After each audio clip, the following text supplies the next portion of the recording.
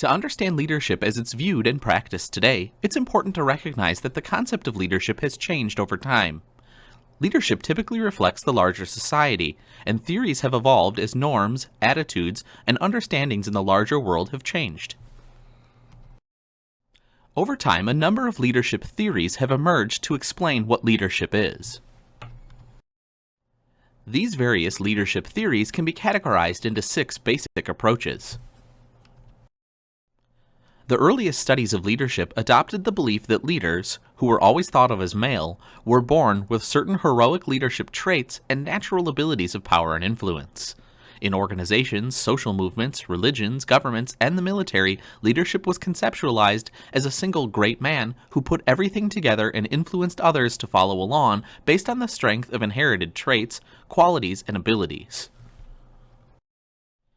Beginning in the 1920s, researchers looked to see if leaders had particular traits or characteristics, such as intelligence or energy, that distinguished them from non-leaders and contributed to success. It was thought of that traits could be identified, leaders would be predicted, or perhaps even trained. Although the research failed to produce a list of traits that would always guarantee leadership success, the interest in leadership characteristics has continued to the present day. The failure to identify a universal set of leadership traits led researchers in the early 1950s to begin looking at what a leader does rather than who he or she is.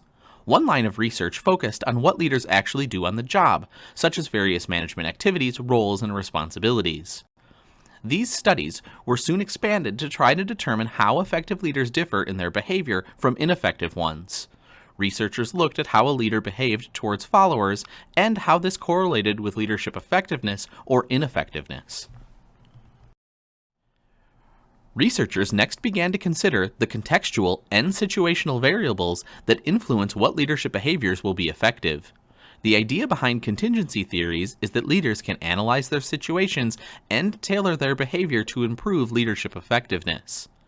Major situational variables are the characteristics of followers, characteristics of the work environment and follower tasks, and the external environment. Contingency theories, sometimes called situational theories, emphasize that leadership cannot be understood in a vacuum separate from various elements of the group or organizational situation.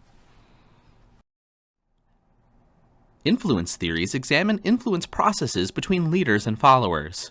One primary topic of study is charismatic leadership, which refers to leadership influenced based not on position or formal authority, but rather the qualities and charismatic personality of the leader.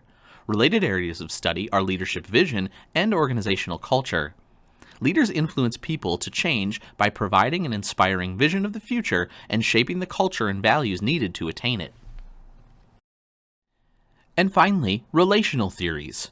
Since the late 1970s, many ideas of leadership have focused on the relational aspect, that is, how leaders and followers interact and influence one another.